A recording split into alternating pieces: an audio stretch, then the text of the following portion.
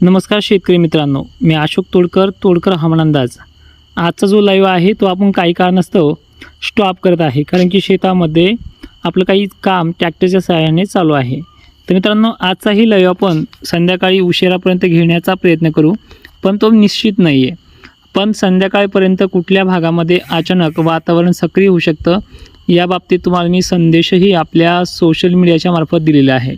पण तरीसुद्धा जी ढगाळ वातावरणाची परिस्थिती तुमच्या कोणत्या साईडला आहे हे एक थर्ड पार्टी सॉफ्टवेअरच्या सहाय्याने सांगण्याचा प्रयत्न करतो आहे।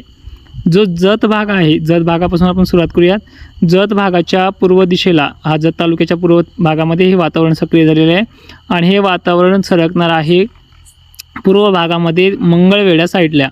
कदाचित मंगळवेढ्याच्या पश्चिम भागामध्ये याची क्रिएटिव्हिटी होऊ शकते। अकलूज बारामती परिसरामध्ये किरकोळ ढगाळ वातावरण आहे। निलंगा परिसरामध्ये बऱ्याच काळापासून हा पाऊस चालू आहे। तो भलकी औरडा बिदर परिसराकडे सरकण्याचे चान्सेस आहेत, की कदाचित तो दिलगुर परिसराकडे देखील सरकू शकतो बांधवांनो। आता सेलू परिसरातली कंडिशन आपण जाणून घेऊयात। सेलूच्या पश्चिम भागामध्ये तुम्ही पाहू शकता, सेलूच्या पश्चिम भागामध्ये क्रिएटिव्हिटी तयार आहे आणि याच भागामध्ये हा देखील पाऊस ॲक्टिवेट झाला आहे। काही ठिकाणी विजांचा लखाट सेलू परिसरातील ह्या स्क्रीनवर दाखवलेल्या भागामध्ये चालू होईल। गेवराई परिसरामध्ये बऱ्याच ठिकाणी ढगाळ वातावरण झालं आहे। शहादा परिसराच्या दक्षिण भागामध्ये म्हणजे गेवराई परिसरापर्यंत ह्या ढगाळ वातावरणाशी मजला आहे आणि हे गेवराईच्या गादी गावाकडे याचा सक्रियता आहे, पण तो पूर्वेकडे सरकण्याचे चान्सेस देखील बीडपासून ते गादीपासून पूर्वेकडे सरकण्याचे चान्सेस आहेत। ठीक आहे, पश्चिम महाराष्ट्रामध्ये किरकोळ ढगाळ वातावरण आहे। कडे शेतकरी बांधवांना घाबरायचं कारण नाही आहे। तर दुसरी महत्त्वाची गोष्ट आहे, जसं की मगाशी मी सांगितलं आहे की वाशिममध्ये पलीकडच्या साईडला सुद्धा वातावरण ढगाळ आहे। मंगरूळ पीरपासून ते जाणार आहे कारंजा लाडच्या दक्षिण भागाकडे, द्वारवा नेर परिसराकडे देखील सक्रिय होऊ शकतं संध्याकाळपर्यंत। अमरावतीमध्ये किरकोळ ढगाळ वातावरण आहे, पण वरुड परिसर जो आहे इकडल्या साईडला हा पाऊस देखील ॲक्टिवेट झालेला आहे। तो भाग आहे पश्चिम भाग आणि थोडासा उत्तरेकडे सरकलेला आहे। तुम्ही दिशानुसार तुमची ही क्रिएटिव्हिटी समजून घेऊ शकता। नाडखेर सुवर रामटेक परिसरामध्ये विजांचा लखलखाट जो आहे दक्षिण साईड पूर्व साईडला सुरू झाला आहे। त्याची क्रिएटिव्हिटी मौंढा नागपूर परिसराकडे देखील जाण्याची शक्यता आहे।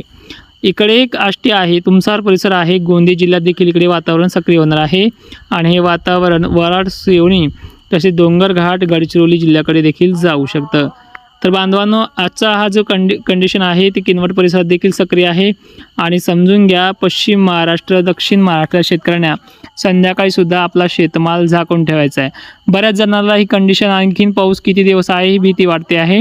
याची माहितीसुद्धा आपण लाईव्हमध्ये काल देखील दिली आहे, सतत देखील सांगतो आहे।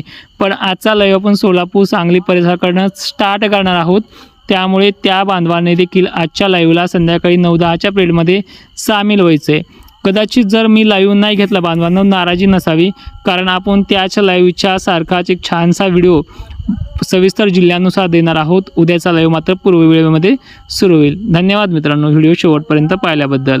तरी जाता एक कंडिशन सांगतो आहे, THFS वेदर टेक्नॉलॉजीने परत एक ऑफिस चॅनल ओपन केलं आहे।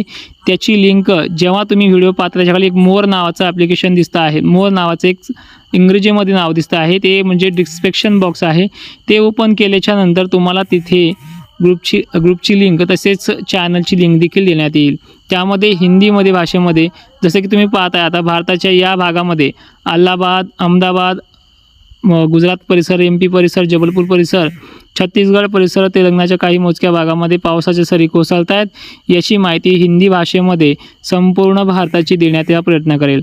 समुद्रामध्ये कुठे काय क्रिएटिव्हिटी आहे याची देखील माहिती आपण त्या चॅनलवरती देणार आहोत। तुर्तास धन्यवाद बांधवांनो, जय शिवराय सगळ्यांना।